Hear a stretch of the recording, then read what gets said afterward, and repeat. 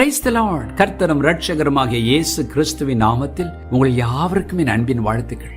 பிரியமானவர்களே, ஒரு அருமையான பாடலை கேட்டோமாம்.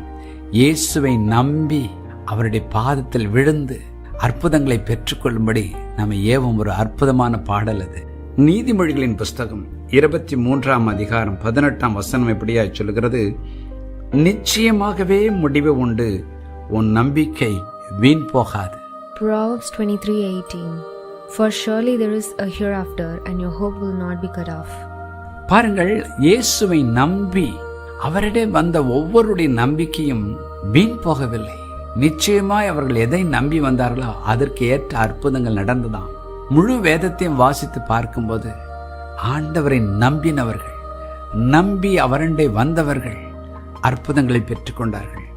பாருங்கள், யோவான் எழுதின சுவிசேஷம் 4ஆம் அதிகாரம் 50ஆம் வசனம் இப்படியாய் சொல்லுகிறது, ஒரு ராஜாவின் மனுஷன் தன்னுடைய பிள்ளைக்காக தேவனிடத்தில் ஜெபம் பண்ணுகிறான். அந்த பிள்ளை மரண தருவாயில் இருக்கிறது. இயேசு அந்த மகனுக்கு அற்புதம் செய்வேன் என்று சொல்லிவிட்டார்.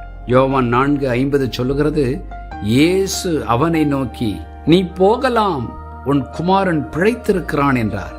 அந்த மனுஷன் இயேசு சொன்ன வார்த்தையை நம்பி போனார். John 4:50 Jesus said to him, Go your way, your son lives. So the man believed the word that Jesus spoke to him and he went his way. பாருங்கள் பிரியமானவர்களே, இயேசு கிறிஸ்துவின் வார்த்தையை நம்பி போனான். அவன் இயேசுவண்டை வரும்பொழுதும் நம்பிக்கையோடு தான் வந்தான்.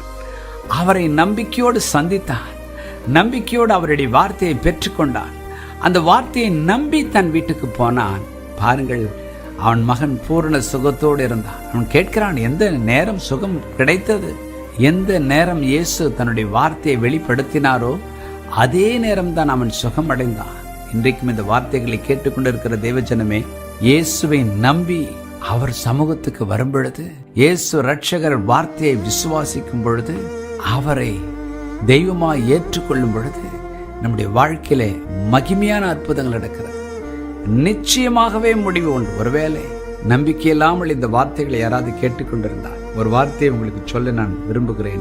நீங்களும் நானும் ஆராதிக்கிற தேவன் உண்மை உள்ளவர். அவர் தமது உண்மையின் நிமித்தம் நமக்கு உதவி செய்வார். அவர் தமது உண்மையின் நிமித்தம் நமக்கு அற்புதம் செய்வார். அவரை நம்புவோம். நிச்சயமாகவே முடிவு உண்டு. நம்முடைய நம்பிக்கை வீண் போகாது. ஜெபம் பண்ணுவோமா? பரலோக பிதாவே, இன்றைக்கும் இந்த வார்த்தைகளை கேட்டுக்கொண்டிருக்கிற ஒவ்வொருடைய வாழ்க்கையிலும் எந்தெந்த காரியத்தை குறித்து நம்பிக்கை இல்லாமல் தடுமாறிக்கொண்டிருக்கிறார்களோ, இன்றைக்கு நீர் சொல்லுகிறீர், உனக்கு நிச்சயமாகவே முடிவு உண்டு. சுகத்திற்கு, சமாதானத்திற்கு நீர் வார்த்தைகளை அனுப்புகிறதற்காக ஸ்தோத்திரம் ஆண்டவரே. இப்பொழுதும் கூட ஆண்டவரே, நாங்கள் தியானித்தபடி அந்த ராஜாவின் குமாரனுக்கு ஒரு அற்புதம் செய்தீரே. இன்றைக்கு உம்முடைய வார்த்தையை நம்பி நாங்கள் உம்முடைய சமூகத்திற்கு வந்திருக்கிறோம். ஒவ்வொருவருக்கும் ஒரு அதிசயம் செய்யும். அவருடைய தனிப்பட்ட வாழ்க்கையில், குடும்ப வாழ்க்கையில், அலுவலகத்தில், தொழிலில், ஊழியத்தில், எல்லைகளிலே உம்முடைய வார்த்தையை நம்பி இருக்கிறவர்களுக்கு பாதுகாப்பும் அற்புதங்களும் அடையாளங்களும் நடக்கட்டும். வாழ்க்கை மறுரூபப்படட்டும். இயேசுவின் நாமத்தில் பிதாவே, ஆமென்.